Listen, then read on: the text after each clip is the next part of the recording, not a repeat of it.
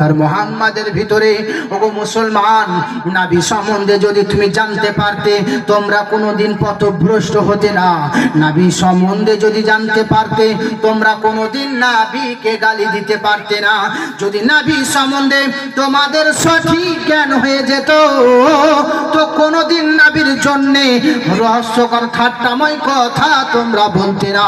তিনি কেমন নবী হবেন গো, যার ধরা তো ধরা, আসমানেও তুলনা যার নাই। ফারিস্তাদের টিচার, প্রত্যেক নবীদের টিচার, প্রত্যেক নবীদের সর্দার, সমস্ত নবীদের টিচার হয়ে আসবেন। তিনি হলেন কালকে অবতার, নিয়ার পন্তম পৃথিবী মাধ্যম। তিনি কালকে অবতার হয়ে আসবেন, তিনি শ্রেষ্ঠ মানুষ হয়ে আসবেন। আসার পরে দুনিয়ার জমিনে একাম্মা বিরহাম্মা দ্বিতীয় না আসতে এক আল্লাহর পরিচয় দেবে, মানুষকে ঐক্য করে নেবে এবং তার কাছে গিয়ে মানুষ সঠিক পথ পেয়ে যাবে।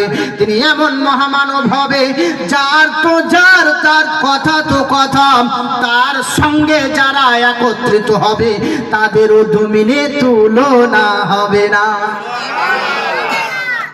চলবে তো?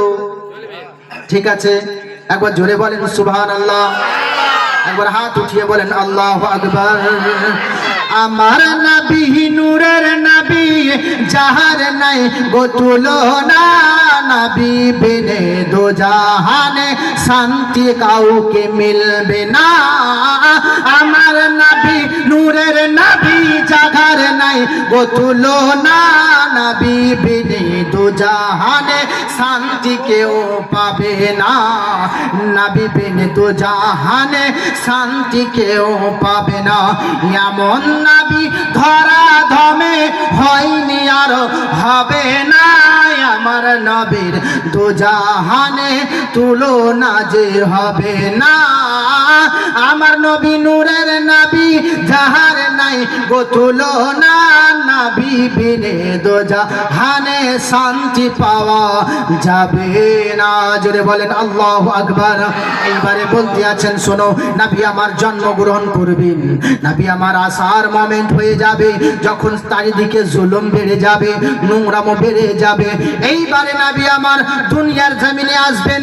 বলতে আছে নগো মানুষ শোনো, নবী যখন দুনিয়ায় জন্মগ্রহণ করবে তার সর্বশ্রেষ্ঠ আলামত হলো বাতিলরা সব ভেঙে যাবে। নবী যখন আগমন করবে সুন্দর মূর্তি থাকবে না, সকলেই ভেঙে যাবে। নোংরা ধর্ম থাকবে না, সব মস্তক নত করে দেবে। আব্দুল্লাহর বেটা মুহাম্মাদুর রাসূলুল্লাহ সাল্লাল্লাহু তাআলা আলাইহি ওয়াসাল্লাম